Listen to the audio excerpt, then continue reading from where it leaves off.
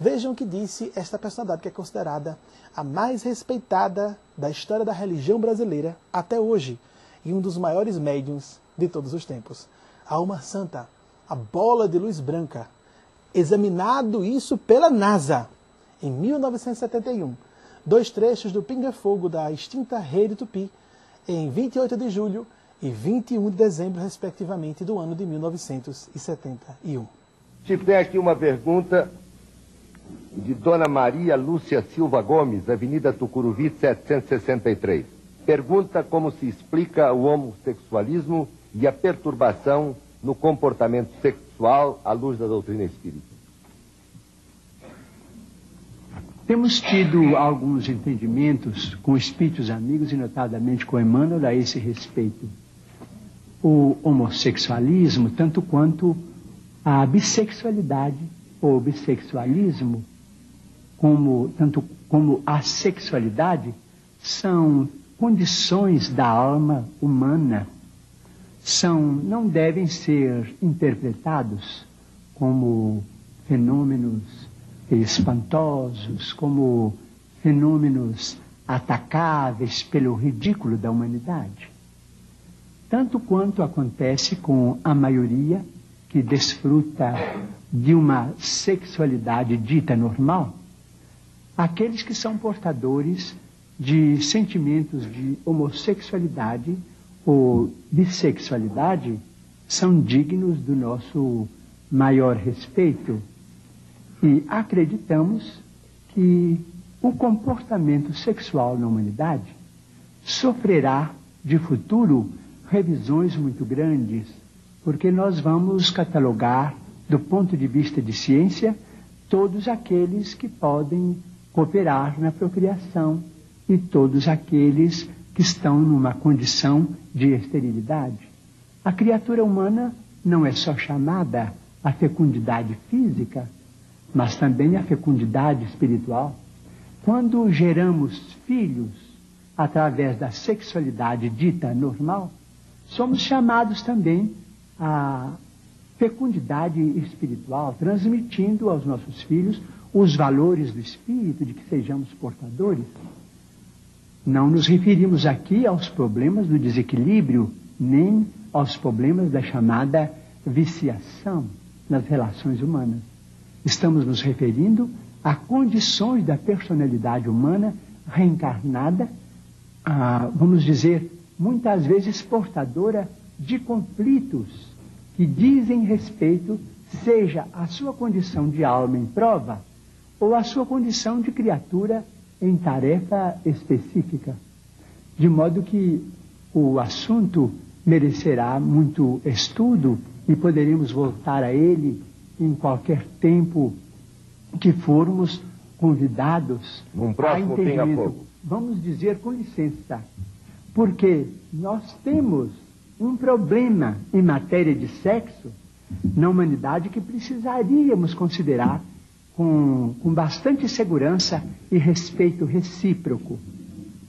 Vamos dizer, se as potências do homem na visão, na audição, nos recursos imensos do cérebro, vamos dizer, nos recursos gustativos, nas mãos, na tactilidade com que as mãos executam trabalhos manuais, nos pés, se todas essas potências foram dadas ao homem para a educação, para o rendimento no bem, isto é, potências consagradas ao bem e à luz, em nome de Deus, seria o sexo, em suas várias manifestações, sentenciado às trevas?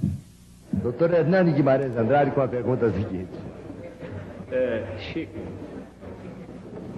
nós sabemos atualmente, pelos estudos que se fazem no tocante à reencarnação, estudos esses levados a efeito por cientistas de grande gabarito, como o professor Ian Stevenson, que é professor de psiquiatria e neurologia na Universidade de Virgínia, nos Estados Unidos.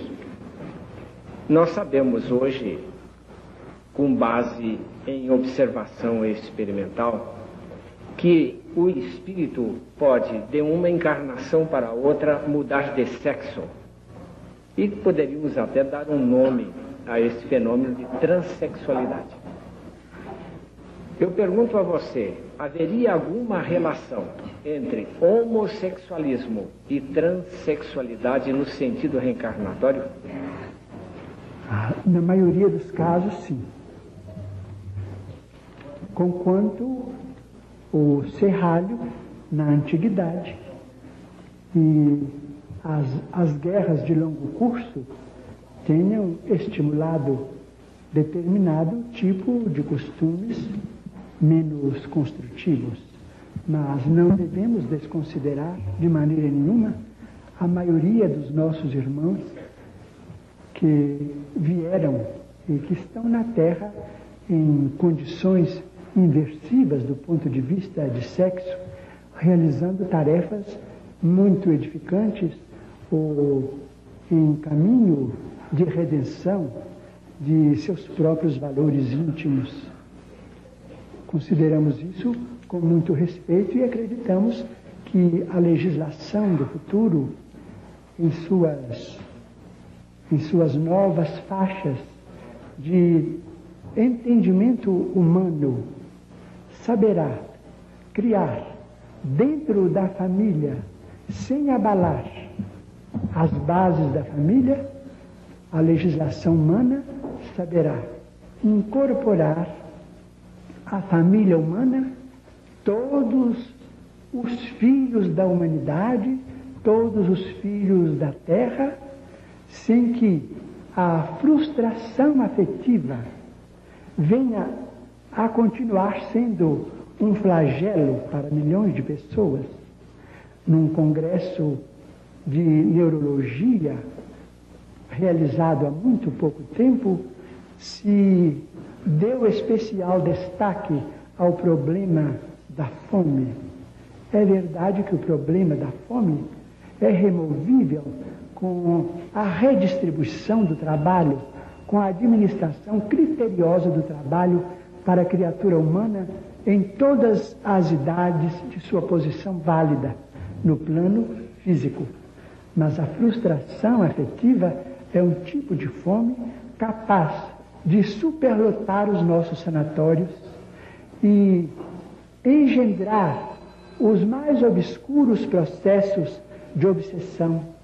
E por isso mesmo devemos ter esperança de que todos os filhos de Deus na terra serão amparados por leis magnânimas com base na família humana, para que o caráter impere acima dos sinais morfológicos e haja compreensão humana bastante para que os problemas afetivos sejam resolvidos com o máximo respeito às nossas leis e sem abalar de 1 milímetro o monumento da família, que é base do Estado.